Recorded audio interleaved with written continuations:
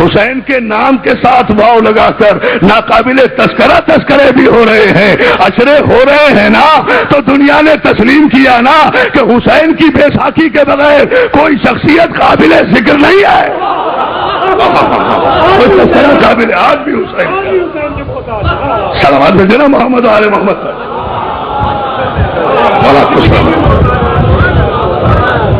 شکر گزار ہوں آپ کی توجہات پر، آپ کی محبتوں پر۔ جان محترم، کیا ہے مسئلہ؟ کیا ہے مسئلہ؟ صرف یہ ہے کہ یہ مجلسیں باب علم کی مجلسیں ہیں، جہاں علم ہی علم دیا جاتا ہے۔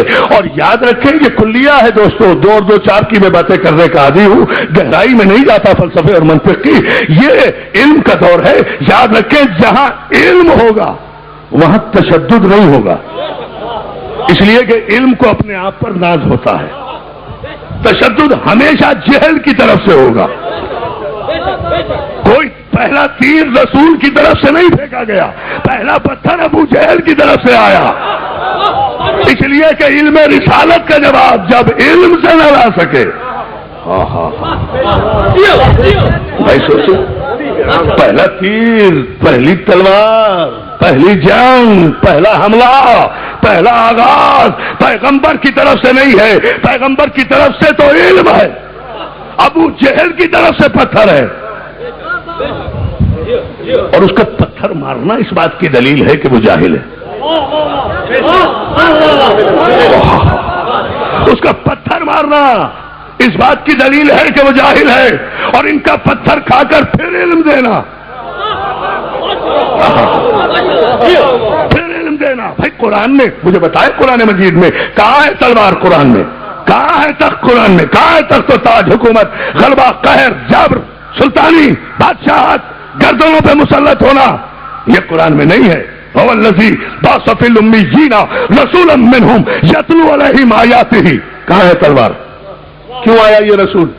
تلوار چلانے نہیں آیا، جنگ کرنے نہیں آیا، یتلو علیہم آیاتہ، آیات کی تلاوت کرنے آیا، ویزکیہم، اور ان کے نفوس کو پاک کرنے آیا، ویعلمہم الکتاب والحکمہ، اور انہیں کتاب اور حکمت کا علم دینے کے لیے آیا۔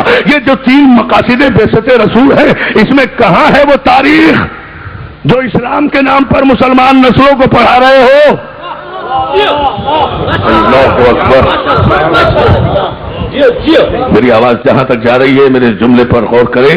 اس قرآن مجید کی اس آیت میں جس میں مقاصد بعثت سرکار ختمی مرتبت بیان کیے گئے ہیں، ان مقاصد میں کہاں ہے وہ تاریخ جو اسلام کے نام پر مسلمان نسلوں کو پڑھا رہے ہو؟ تسلیم کرو نا کہ تاریخ اسلام اور ہے، تاریخ مسلمان اور ہے، اور میں ایک ہی جملے میں فرق واضح کر کے عنوان کا آغاز کر رہا ہوں۔ تاریخ اسلام اور ہے، تاریخ مسلمان اور ہے۔ تاریخ مسلمان میں 27 رجب سن 40 عام الفیل کو، نوٹ کریں دونوں تاریخوں کا ایک ایک جملہ کہوں گا۔ تاریخ مسلمان میں 27 رجب سن 40 عام الفیل کو محمد مصطفیٰ نبی بنتے ہیں۔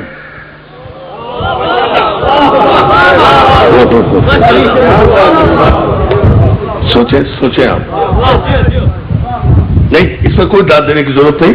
دس از انٹائرلی اے میٹر، یہ افیڈ ہونا چاہیے نوجوان نسلوں کے ذہن میں جو جملہ میں کہہ رہا ہوں۔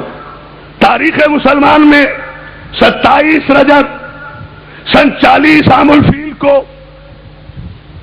سرکار ختمی مرتبت منصب نبوت پر فائز ہوتے ہیں، پہلی وحی آتی ہے۔ اور تاریخ اسلام میں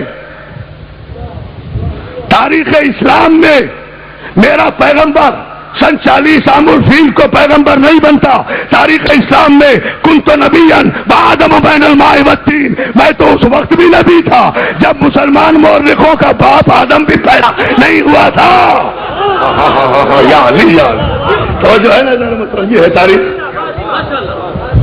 لیکن دو جملوں میں واضح فرق ہے تاریخ اسلام کا اور میں یہ اتنا گمبھیر مسئلہ ہے اور اتنا سینسیٹیو ٹاپک ہے کہ میں اس کی ڈیٹیل میں نہیں جاتا. میں صرف ایک جملہ ہی پر اکتفا کر رہا ہوں تاکہ اس سے فیصلہ کرتے چلیں. بھائی ظاہر ہے تاریخ مسلمان کب لکھی جائے گی؟ جب کوئی مسلمان ہوگا.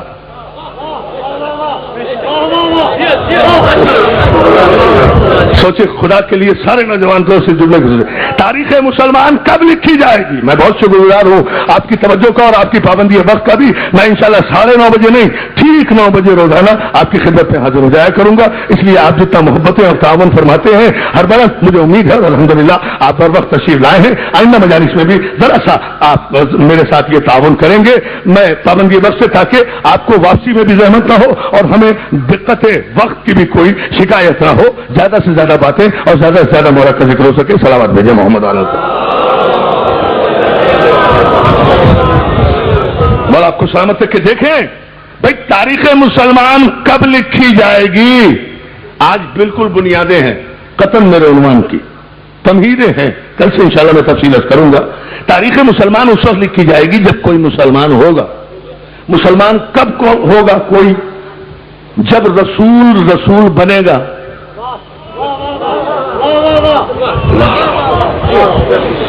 بہت توجہ. جب رسول بنے گا تو جس کی نگاہ میں رسول ہی 40 عام الفیل کو بن رہا ہے. بہت توجہ. تاریخ کہاں سے جائے گی؟ 40 عام الفیل سے جائے گی نا اس کی تاریخ. اور پھر اذان محترم آپ کے مورخ ہو یا محقق ہو یا محدث ہو ان کی تاریخیں آپ دیکھیں تو وہ تو 40 عام الفیل کے بھی اتنے بعد ہیں. اذان محترم امام اعظم رحمۃ اللہ علیہ ہم ان کا احترام کرتے ہیں. امام مالک ہم ان کا احترام کرتے ہیں. امام شافعی ہم ان کا احترام کرتے ہیں. امام احمد بن حنبل ہم ان کا احترام کرتے ہیں. محمد ابن اسماعیل بخاری بہت بڑے محدث ہم ان کا احترام ان کے علم کا احترام کرتے ہیں. مسلم بن حجاج صحیح مسلم والے ہم ان کا احترام کرتے ہیں. لیکن ذرا فاصلے کا فیصلہ آپ کر لیں کہ رسول کب آئے, امام اعظم کب آ رہے ہیں؟ سن 80 ہجری میں. غور ہی نہیں کر رہے آپ جملے پر. امام اعظم کب آ رہے ہیں بھائی؟ سن 80 ہجری میں ہجرت نبوی کے 80 برس بعد. یعنی رسول میں اور امام اعظم میں فاصلہ تقریباً 93 برس کا.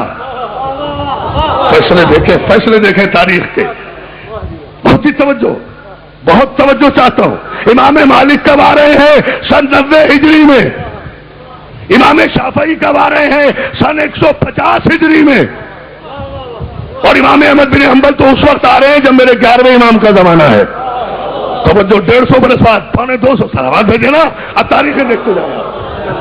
اچھا جو آپ کے سب سے بڑے محدث ہیں, بری بنیادیں ہیں آج کی مجلس میں, جو بہت بڑے محدث ہیں محمد ابن اسماعیل بخاری, وہ آ رہے ہیں 200 برس کے بعد, 150 برس کے بعد, 160 برس کے بعد. تو فاصلہ کتنا حیات پیغمبر سے؟ کہیں 80 برس کا فاصلہ, کہیں 90 برس کا فاصلہ, کہیں 100 برس کا فاصلہ, کہیں 160 برس کا فاصلہ. اب ان علماء اور ان ائمہ اور ان محدثین کے بعد آپ کے یہاں تاریخ کی ابتدا ہو رہی ہے. اب اس تاریخ کی ابتدا کا اندازہ لگا لیں کہ 150 برس میں کتنی نسلیں گزر جاتی ہیں. نہ انہوں نے رسول کو دیکھا. بھائی بہت توجہ. نہ انہوں نے رسول کو دیکھا, نہ رسول نے انہیں دیکھا. نہ انہوں نے رسول کو اعلان کرتے ہوئے دیکھا, نہ نماز پڑھتے ہوئے دیکھا, نہ قیام کرتے ہوئے دیکھا, نہ قعود کرتے ہوئے دیکھا, نہ سجدہ کرتے ہوئے دیکھا. نہ کوئی بزم میں ہے نہ نظم میں ہے. اس سے پہلے کوئی ریٹن پروف نہیں ہے. اس سے پہلے جتنے مسلمان حیات پیغمبر میں ہے, نہ کوئی تاریخ ہے, نہ کوئی مدون کتاب ہے, نہ کوئی کمپائلڈ بک ہے. سارا آغاز سن 80 ہجری کے بعد ہو رہا ہے, پیغمبر کے 90 برس کے بعد. اب ایسان محترم پوچھنا صرف اس جملے پر میں یہی ایک بات چاہتا ہوں کہ 80-90 برس کے بعد حیات پیغمبر کے 80-90 برس کے بعد آنے والے جب تاریخ لکھیں گے تو وہ تاریخ روایتوں پر مبنی ہوگی, سنی سنائی باتوں پر مبنی ہوگی. اور میں علم کی خیرات اس علی سے لے رہا ہوں کہ جس نے اس دنیا میں پہلی آنکھ کھولی تو رسول کی آغوش تھی, اور رسول کی آنکھ بند ہوئی تو علی کی آغوش تھی. یہ ہے مقدمہ. ہاں ہاں اب بتائیے اسلام کہاں سے ہے؟ مولا آپ کو سلامت رکھے صاحب.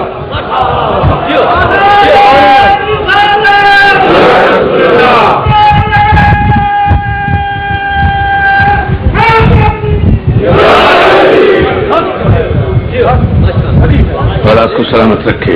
صلوات بھی بھیج دینا اتنی بلند. یہ سارا محسوس کر رہے ہیں نا آپ اپنے ذہن میں؟ یہ پوری تاریخ اور اس کی ابتدائیہ جس پر میں انشاءاللہ آئندہ مجالس میں عرض کروں گا آپ کی خدمت میں. آپ دیکھیں میرا علی وہ ہے جس نے پہلی آنکھ کھولی تو آغوش رسول میں، اور رسول کی آخری آنکھ بند ہوئی. ذرا زندگی تو دیکھیں، زندگی کی خوبصورتی تو دیکھیں. علی کو ہر رخ سے علی دیکھے تو صحیح. آغاز کیا تو آغوش رسول سے، اور جہاں سے نبوت کا اختتام ہو رہا ہے، آنکھ بند ہو رہی ہے، وہیں سے علی کی آغوش بلا فاصل ہے. یا علی یا علی یا علی یا علی. توجہ ہے، اب پوری توجہ جہاں میں آج کی مجلس میں آپ کے ذہین حافظوں کو پہنچانا چاہتا ہوں وہ یہ کہ آپ کب لکھیں گے پہلی وحی کا آنا؟ مسلمان ہونے کے بعد لکھیں گے نا. تو پہلی وحی پہلے آئی. پہلی وحی سے پہلے تو کسی نمبر کا کوئی مسلمان نہیں ہوا تھا نا.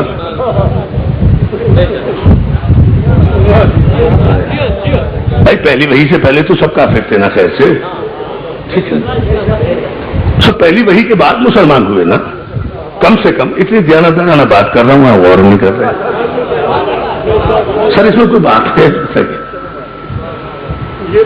بھائی سب کو مسلمان مانتا ہوں، لیکن سب پہلی وحی کے بعد کے مسلمان ہیں نا. پہلی وحی سے پہلے تو کوئی نہیں. اور آپ نے تو اتنا کڑا پہرا لگا دیا ہے مسلمان ہونے پر کہ جہاں مجھے گفتگو کرنے کی گنجائش نہیں ہے. پہلی وحی سے پہلے میں کسی کو مسلمان نہیں مان سکتا، اس لیے کہ آپ تو پہلی وحی سے پہلے رسول کے باپ کو مسلمان نہیں مانتے. جالی جالی جالی توجہ فرمائے.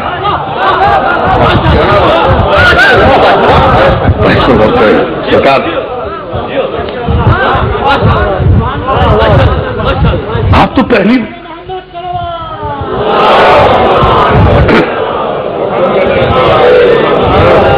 ایک کڑا پہرا ہے، یہ پیمانہ، یہ معیار، یہ کرائٹیریا تو آپ نے مقرر کیا ہے. آپ پہلی وحی سے، میرے جملے پہ خدا کے لیے غور کریں اس کے پس منظر پر، پہلی وحی سے پہلے آپ رسول اور علی کے باپ دادا کو مسلمان نہیں مانتے، تو میں کس کے بیٹے کو مسلمان مان لوں؟ یا علی مولا ذرا سا انہیں جگہ.